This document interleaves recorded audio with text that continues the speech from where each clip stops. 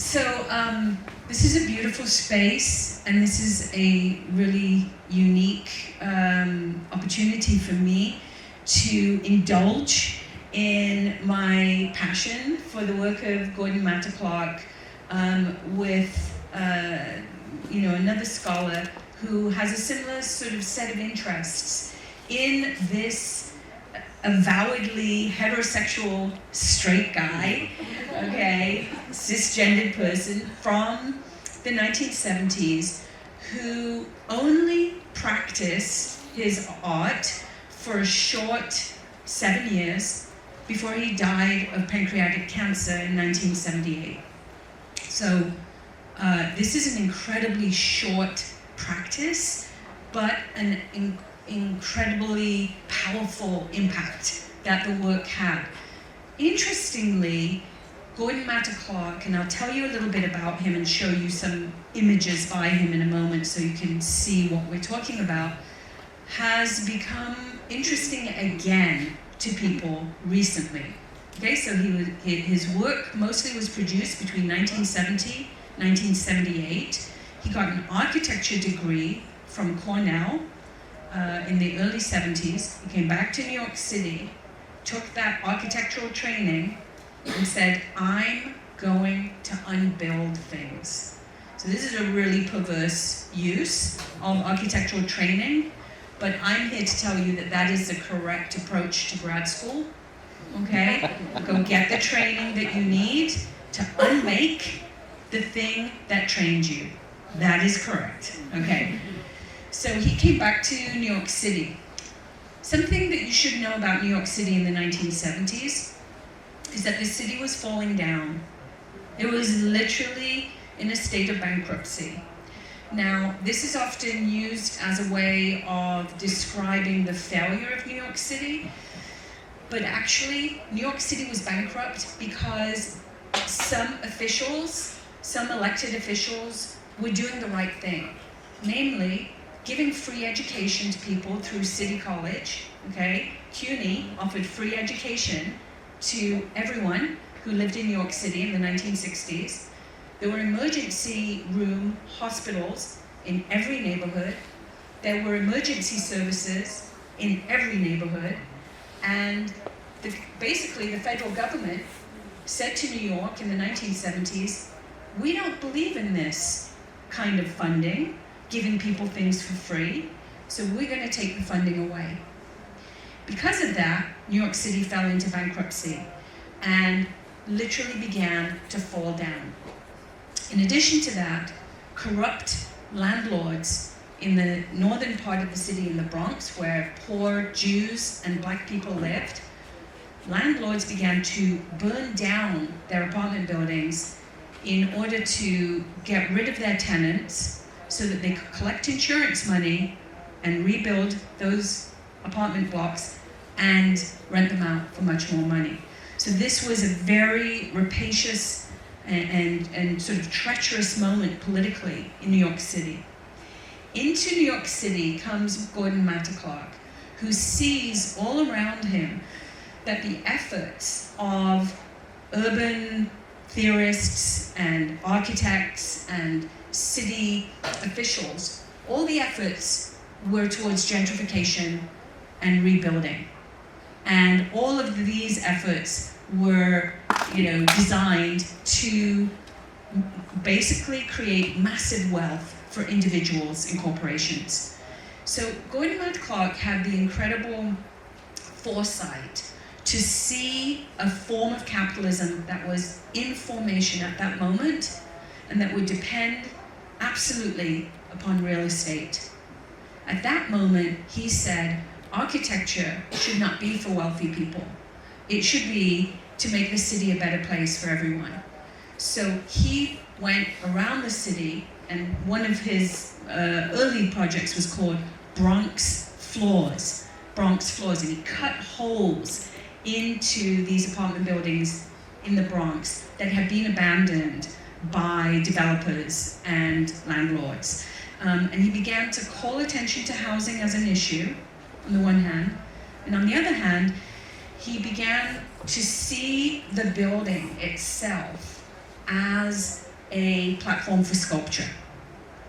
And he pioneered a completely new aesthetic technique, which was making cuts into buildings that would not bring the building down, but bring it to the point of collapse. Okay, so that's Gordon Matta Clark. You can see this is a very innovative, challenging, and counterintuitive practice. And it doesn't seem to promise that much, okay?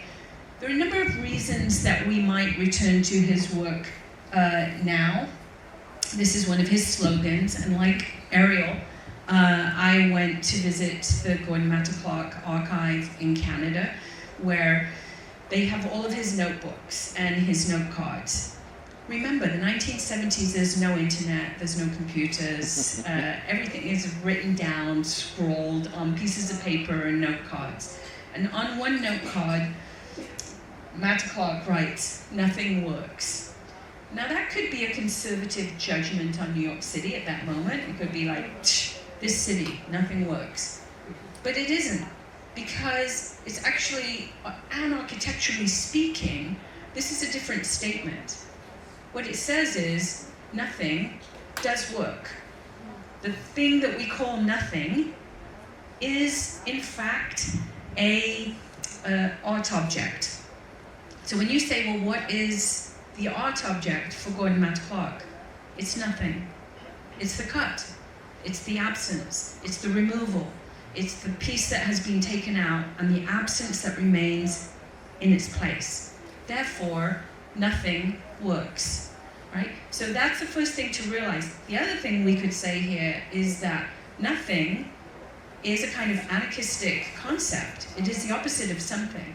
It is the refusal of property. It is almost a political statement. The anarchist, you could say, wants nothing.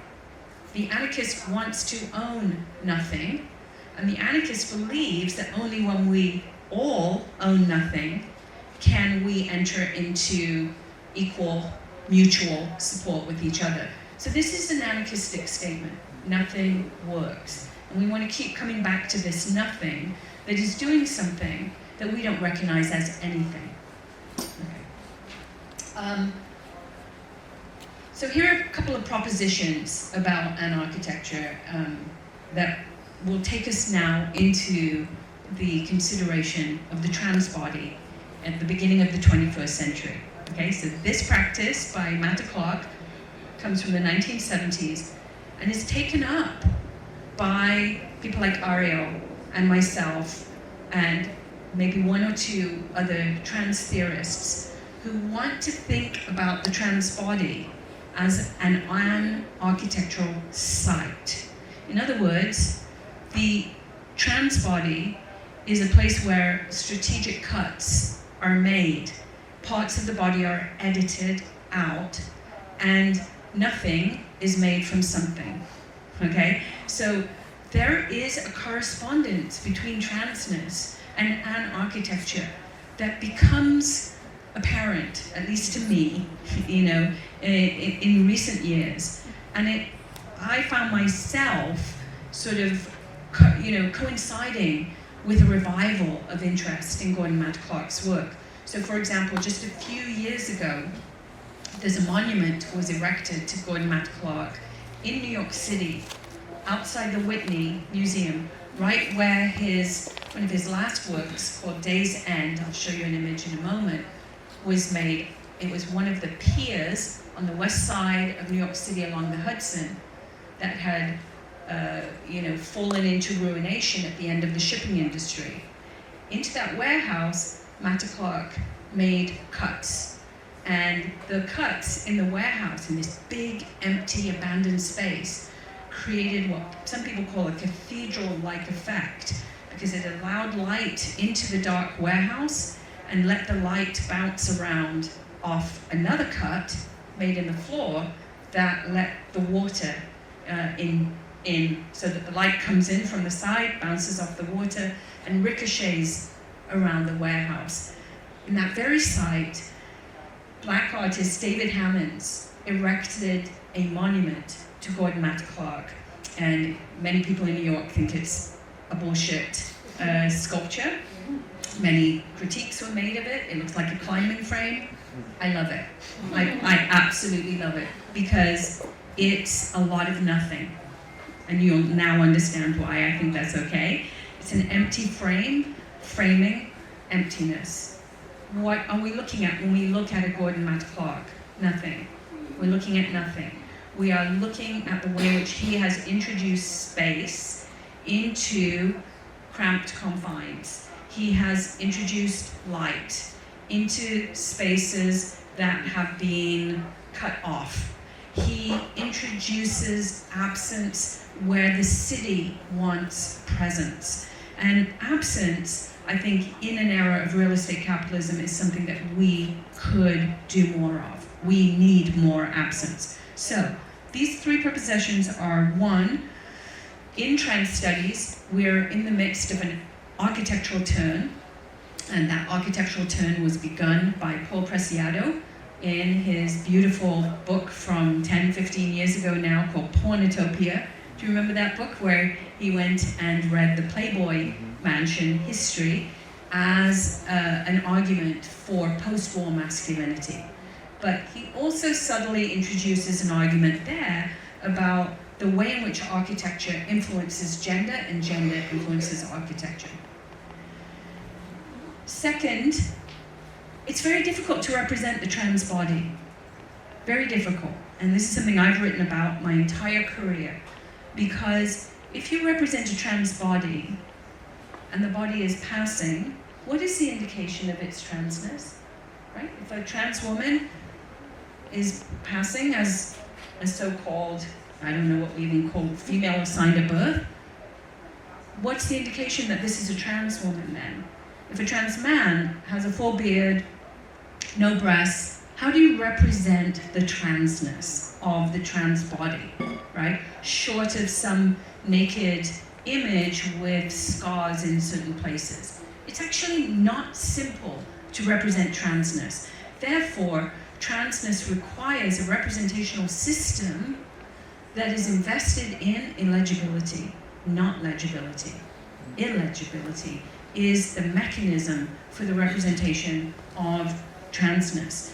And then finally, gender studies, for the last 50 years, going all the way back to 70 years, going back to de Beauvoir, has used the metaphor of construction to talk about gender. Genders are built. The body is constructed. The gendered body is a social construction. But when it comes to transness, we're not building our body. We are, in fact, unbuilding the body that we came into the world with. And so unbuilding is a much better lexicon or vocabulary for thinking through transness. It also opens onto a very different set of political possibilities than construction. Construction makes it seem like the trans body needs to be built up in order to fit into an existing system. But if you say you're unbuilding the body, you reject that system as is, and you decide to take it apart through your very presence within it. Hence, unbuilding. So that language, for me at any rate, has been incredibly useful in thinking about transness outside of the logic of acceptance, recognition, and absorption into the system as is. Trans should be an oppositional force against binary gender that in the end brings the entire system down. Okay, I'll just go through for the last few minutes then. These are all just images showing you how architecture is already part of our gendered language. This was the group of which Gordon Matta Clark was a part. It was called the An-Architecture Group. But as my colleague Mark Wigley at Columbia has shown in his book on Gordon Matta Clark, it's very hard to really make sense of this group as a group. Almost no one uses the term An-Architecture but Gordon Matta Clark. So this is why we associate An-Architecture so forcefully with this particular person. But it was a group for a while And what they did as a group were sort of anarchist convenings in the city. This one was called Food, and they would meet on Green Street. Once a week. I met a guy recently who used to go to these events, another architectural theorist, Joel Sander, in New York City. And he said when he was a young student, he heard about this place called Food on Green Street, and he would go to it, and they'll just serve amazing food. And the idea is that the art group isn't just about making fabulous objects to be surrendered to the art market. The art group is also a place where you convene, where there is conviviality, where you eat together. They also took oxygen tanks out into the city and gave people fresh oxygen to breathe, and pushed wheelchairs around in the city to call attention to how inaccessible the city was.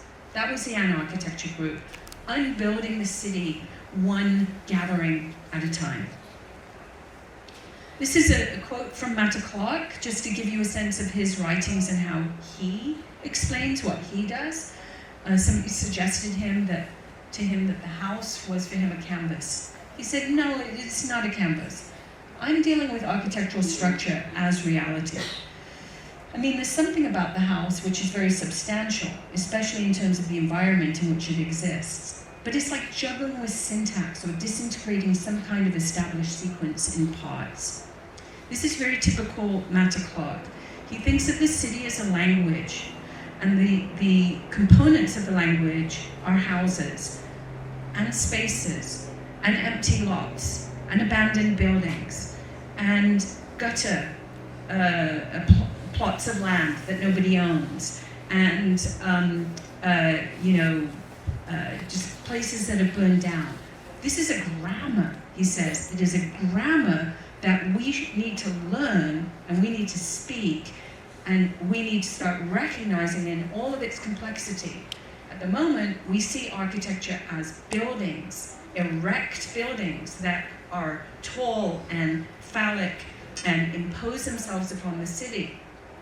For the An-Architect, however, the real urban environment exists in the spaces in between. These are the commas, the periods, the semicolons. These are the diacritical components of a language that we do not read well, but he did, okay? There's the Preciado, just for your reference, if you want to go, and I really, truly believe, this is, for God's sake, this was his dissertation. This is an insanely accomplished dissertation. Don't be discouraged, you can still do it. And I remember him telling me about it, and I was like, I don't get it. I have no idea what you're talking about. What are you talking about? The Playboy Mansion. But through the Playboy Mansion, this is long before Testo Junkie, Preciado managed to tell us a post-war story about masculinity through this most, abased of architectural objects, the kitsch of the Playboy Mansion. But it's the beginning of a trans investigation into architecture. I also work a lot with this quote from Audre Lorde that I believe is deeply misunderstood, but it's a way of proposing that lots of forms of feminism have also recognized that we need to be taking things down, not putting things up. So she says, the master's tools will never dismantle the master's house. And you can find this now cliched quote everywhere, from bumper stickers to tea bags, okay? So it means nothing. But my point is, we have misread it in that we keep focusing on the fact that the master's tools can't unbuild the master's house. But Audre Lorde is actually saying something else. She's saying, unbuild the master's house. However you can do it, unbuild it. This is an argument for unbuilding. It is an argument coming out of Black feminism, saying we don't want to change the system, we want to completely dismantle it. That's the language of An-Architecture. Okay, there's always Grace Jones. I won't go into this, but Butler themselves has a kind of an architectural moment in the book Undoing Gender. And then I want to end by just focusing on one work that I spent a lot of time on in the essay that I originally wrote about Matt Clark. Because some people here, maybe you haven't spent much time with the Matt Clark work. And this was a really significant piece, partly because of its commentary on real estate, and partly because it exemplifies my first point, which is that the art object for Matt Clark is nothing. Okay? So what did he do in this piece, Splitting? He looked for an abandoned house, and his dealers, his art gallery, they had just bought some property in New Jersey. New Jersey was going through a housing crisis because of the rise in real estate prices. Many people had been forced out of their homes. This home belonged to a black family who had been forced out. And that's very much part of this story, that, as he puts it, the sad story of the house won't be told. The house will simply be torn down, a new house will be built, and the white suburb will continue on, okay? But the dispossession of black people from their own homes is part of the story that is told by this house, into which Matt Clark introduces one thing: a split. Okay, it's called Splitting. And he literally carves the house down the middle, and then, and this is the architectural technique, he allows the house to fall back on its foundation. And at that point, the house falls open, revealing nothing, revealing the way in which the system has handed nothing to the black people who own the house, repossessed it, and will now turn the house into something. But he leaves it as a monument in many ways to dispossession, to the dispossession of black people from property, people who were property, now dispossessed from property. And that is a narrative that continues into the 21st century through writers like Octavia Butler. So here's a better example of the split. So if you're like, but what is it? What's the work? That's the work. The split, the emptiness that is introduced into the house and is registered then by us, the viewers, as part of what the house symbolizes. For some people, it symbolizes everything. For other people, it is nothing. The nothing that the culture promises them, and the nothing that the culture has now delivered to them. The last slide that I want to show, and that maybe we can talk about together, Ariel, is Day's End. And this is the piece that I told you about, the cut made into the warehouses on the west side of New York. And when Matt Clark was making his cuts into the warehouse, many gay men were cruising in this same site. Because the west side of the city, once those warehouses were abandoned, became a cruising ground for gay men. So Gordon Matt Clark entered into gay history as a trespasser or interloper into the gay cruising ground. And people like Douglas Crimp and Jonathan Weinberg, gay art historians, see him as an intruder into gay space. I think that's a complete misreading and mistake, and it misunderstands what he's doing there and how his presence in this abandoned space works alongside gay cruising and other markers of queer and trans life outside of capitalism, the order of things, policed zones, and suburban real estate realities. So I'm going to stop there and hope to have a conversation on some of those topics as we go.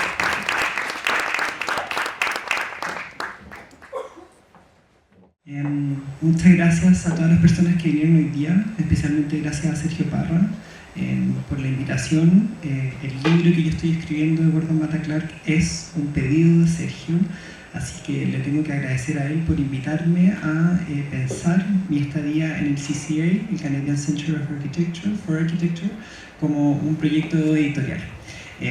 Quiero también agradecer especialmente a Antonio Echeverría, que no está aquí hoy día y que está atravesando un momento muy difícil, así que si podemos como poder poner un poco de pensamiento, y él hizo posible también este encuentro.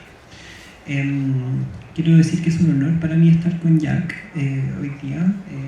Se suele decir que el proceso de una tesis doctoral es un proceso muy solitario, pero yo me he sentido muy acompañada desde que postulé a mi programa de doctorado por el texto que Jack escribió en la Places Journal sobre Mata Clark hace ya bastante tiempo. De alguna manera, si Gordon Matta Clark abre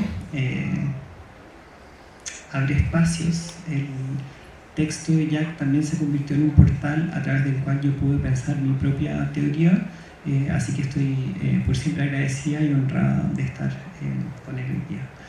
Mi investigación hasta el momento tiene un título que es un préstamo de las propias estas notas que tenía Matta Clark, y se llama leyendo nuevas aperturas contra viejas superficies. Quiero que ustedes lo vean. Ahí se ve mejor. Bien. Cada vez que voy pasando acá. Bien. Este es uno de sus trabajos más icónicos, ¿no es cierto? La Bienal de París de 1975, donde él trabaja junto a su ayudante abriendo un edificio del siglo XVII, que tal como decía Jack, va a ser demolido. Acá parte como del proyecto para hacer el Centro Pompidou, pero también para arrasar con un barrio obrero que hasta ese momento estaba ocupado por personas de clase media y que va a someterse a una gran intervención, podríamos decir, de gentrificación. Parte de lo que a mí me interesa de Gordon Matta Clark es poner en contexto sus obras. ¿Ya? Sus obras las hemos visto, salvo el otro día que fui a dar una charla a la UDP, y estaba un auditorio lleno igual de esto, pero de estudiantes, y pregunté quiénes conocen a Gordon Matta Clark y nadie levantó la mano. Entonces también siento que hay un deber de conectar con una generación nueva de estudiantes a este artista que murió a los 35 años en 1978.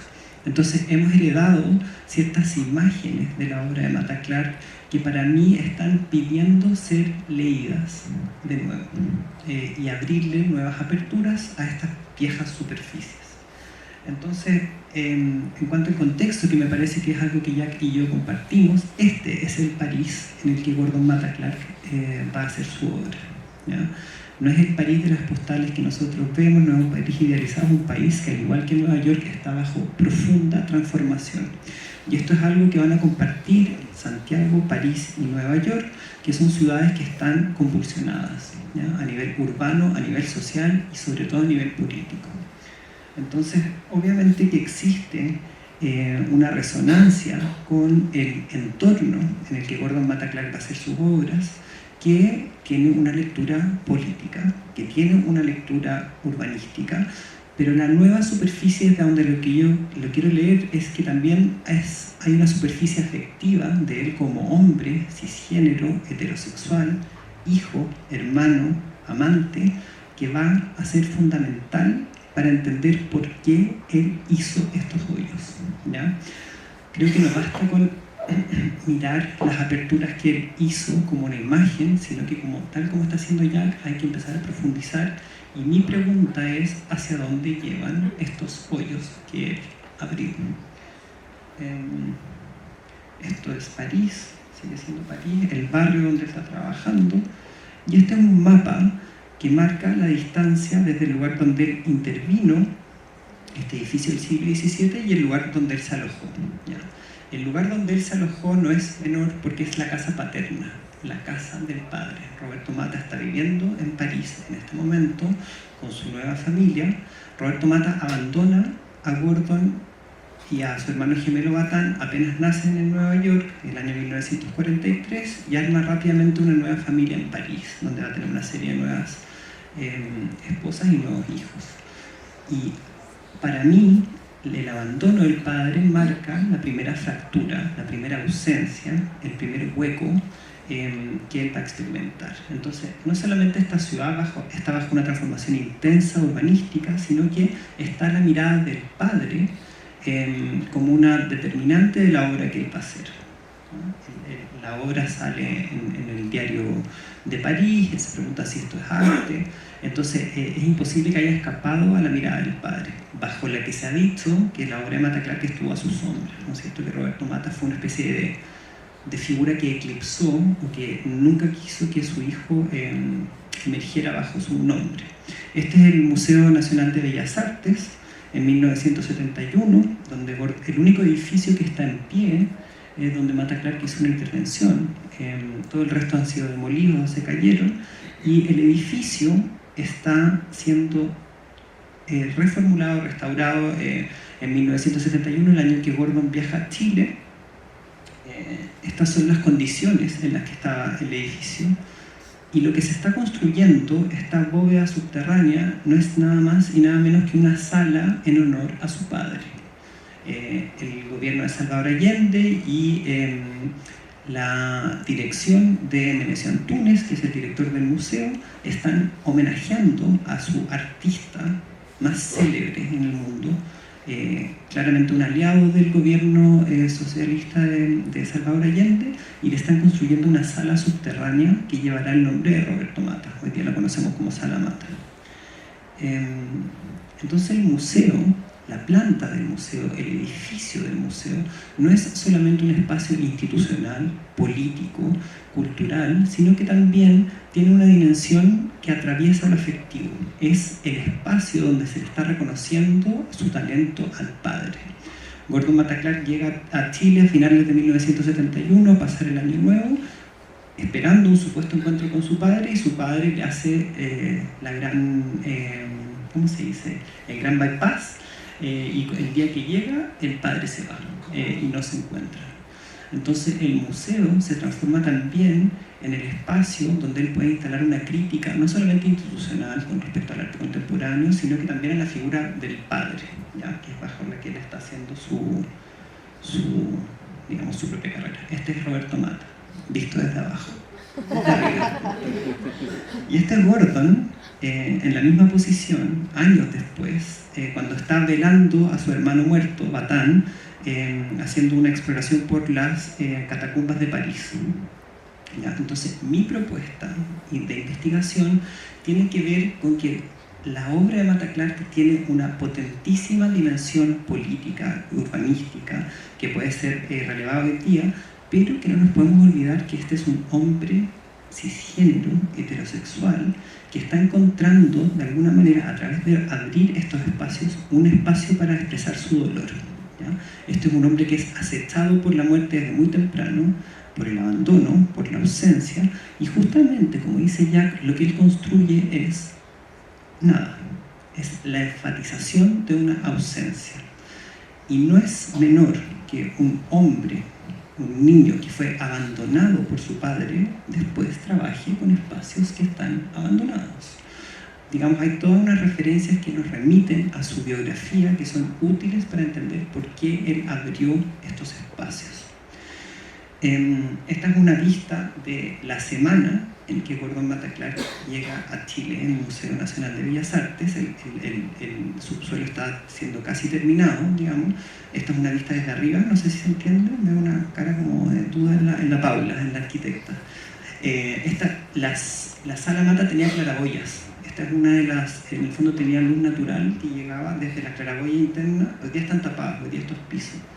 Y para mí resulta fundacional el corte que él hizo aquí en Santiago en 1971, está acá ahí al lado uno de sus registros, no solo porque creo que ha sido mal leída, la obra tiene el título póstumo de Claraboya o de Skylight, que supuestamente es una obra que trabajaría con la luz natural del día y con la gran bóveda transparente del Museo de Bellas Artes, pero todas las fotos de este registro son nocturnas.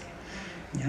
Entonces me parece que hay un error ahí de lectura y de qué es lo que pretendía esta obra, que está en mi investigación. Ya la podrán leer, no la voy a arreglar acá, pero en el fondo como que hay una serie de errores de lectura sobre cómo hemos leído Mata Clark. Esto es meses después de que él vuelve de Santiago, en los Bronx Floors, y es casi, si lo vemos, una réplica literal de lo que había en el Museo de Bellas Artes. Entonces, parte de lo que estoy proponiendo yo también es que el corte que él hace en el Bellas Artes resulta fundacional, es su primer corte, de hecho, y va a ser el tajo que va a permitir que después esto se vaya ampliando y que él vaya sofisticando su sistema de huecos y aperturas. Tal como decía Jack, esta es la Nueva York de los 70, un escenario que parece apocalíptico, casi de posguerra, y ahí está Mata Clark, digamos, en medio de este abandono.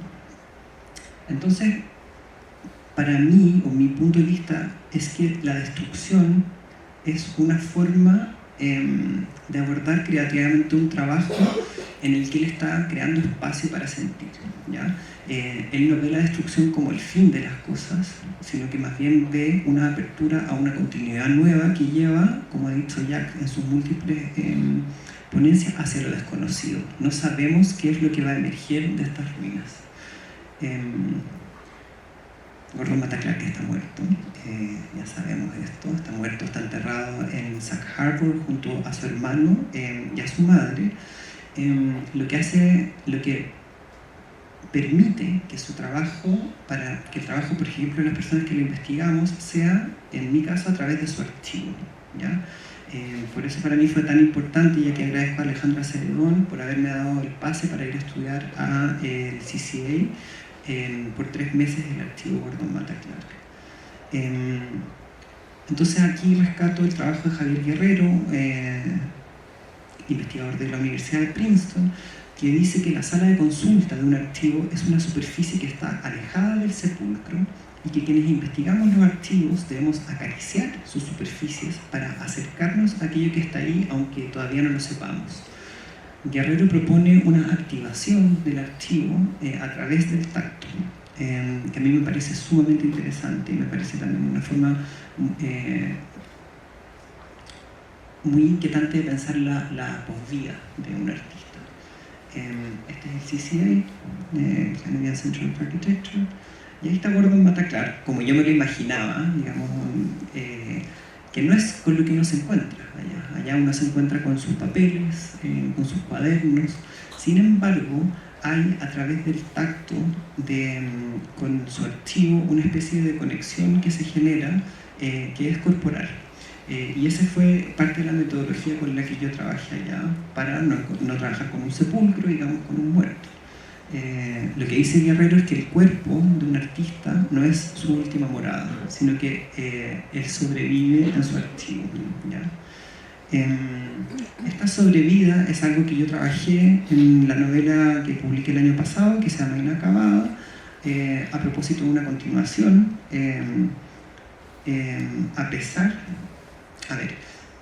esta novela aborda el tránsito de una hija frente a su madre que no quiere verla transitando. Entonces se trata de obras de arte que están inacabadas, ¿ya? Como metáfora del tránsito. Y está la firma que Miguel Ángel le hace a La Piedad, en la que él firma con un prefijo en latín que dice faciebat, Miguel Ángel, que quiere decir está siendo hecha por. No fue hecha por, sino que sigue siendo hecha por Miguel Ángel, aún siglos después de que fue terminada, o entre muchas comillas terminada. Entonces, lo que quiero proponer con esta idea del archivo y de la continuidad es que la muerte no significa un final.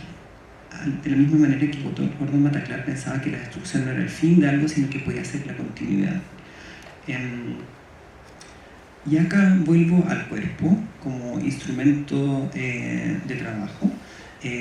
Gordon Mata Clark trabajó con su propio cuerpo en relación a estos edificios. Para mí, de hecho, como sus obras, las imágenes que más, las que mejor dan cuenta de su trabajo tienen que ver en las que está él trabajando, porque es un trabajo sumamente manual. Las aperturas no fueron hechas con un tipo de instrumento, digamos, industrial, sino que fueron hechas a mano, es una apertura hecha a mano. Y esto me recordó mucho el trabajo de investigación que hicimos en el CCA, donde el cuerpo se vuelve fundamental. Estos son mis compañeros que están investigando distintas cosas en el Canadian Center for Architecture. Cuerpos doblados sobre los archivos, buscando una proximidad, intentando encontrar una apertura, ¿ya? Para mí, el álbum familiar de Gordon Matta Clark se transformó en un instrumento clave para entender la narrativa del porqué de los hoyos. Ahí está él junto a su hermano Batán, son gemelos. Ahí uno alcanza a leer como la parte de atrás que dice G plus B in Chile.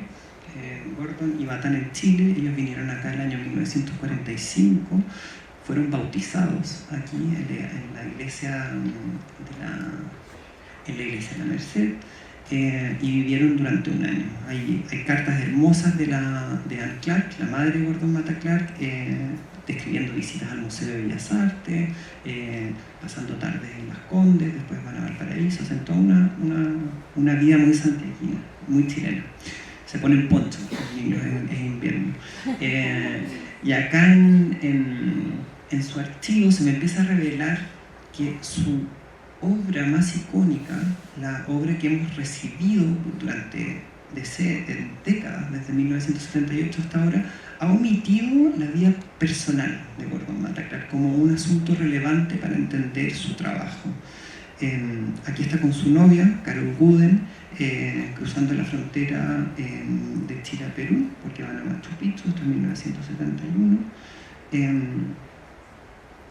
Y para mí, esto lo aprendí ya, también una de las figuras que más me ha servido para entender a Gordon Matta Clark es el puente.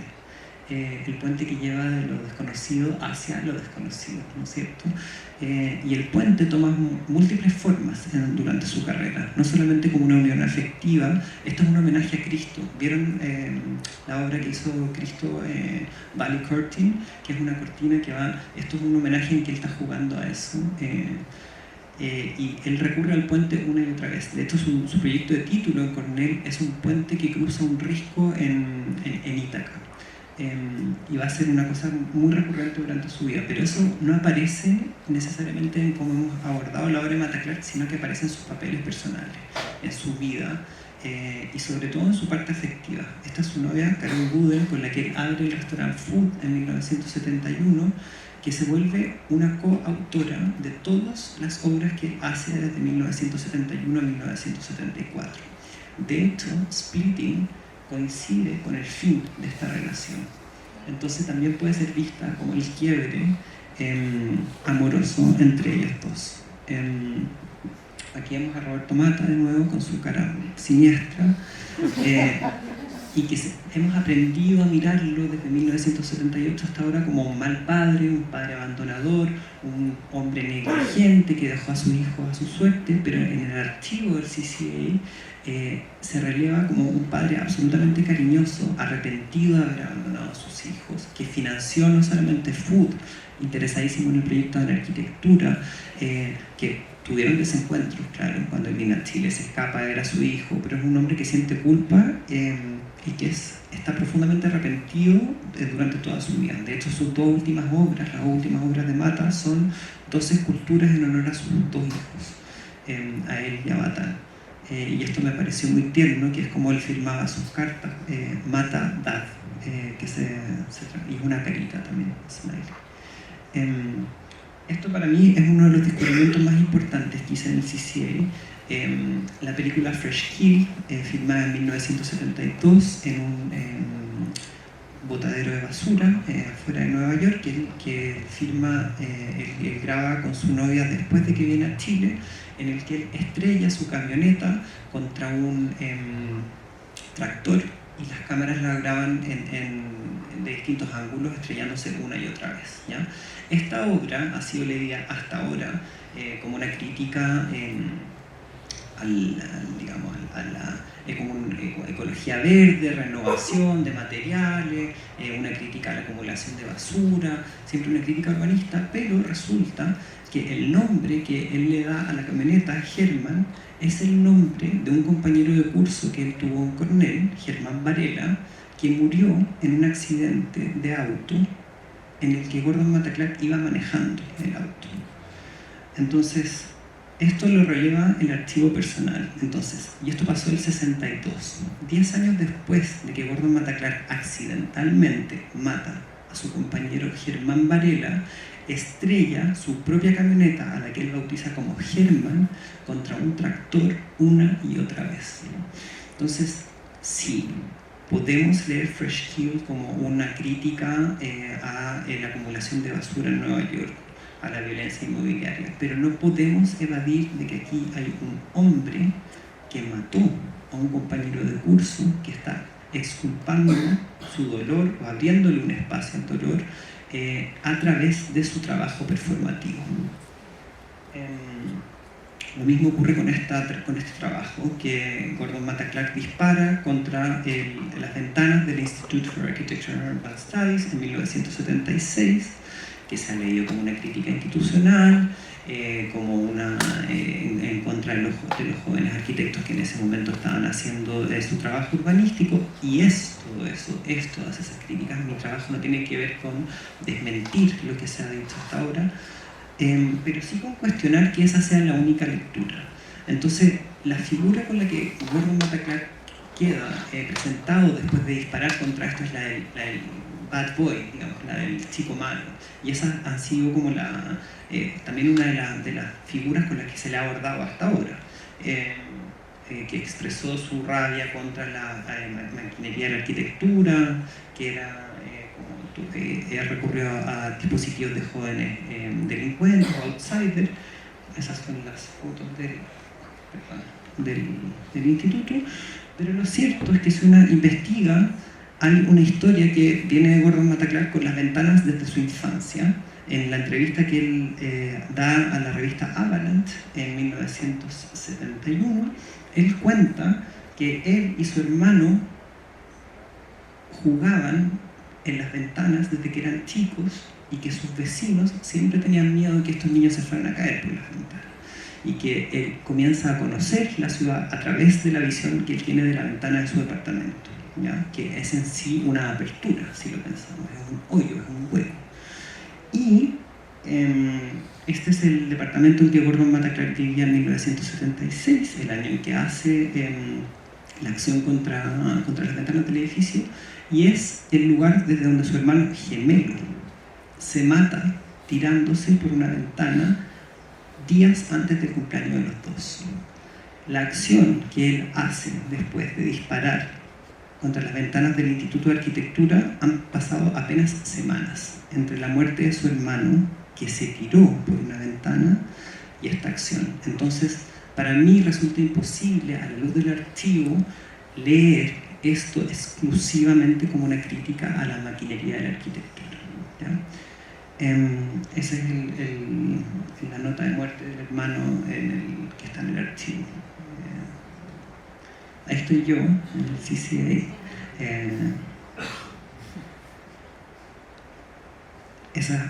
Así se investiga en el CCA, es una cosa muy rara.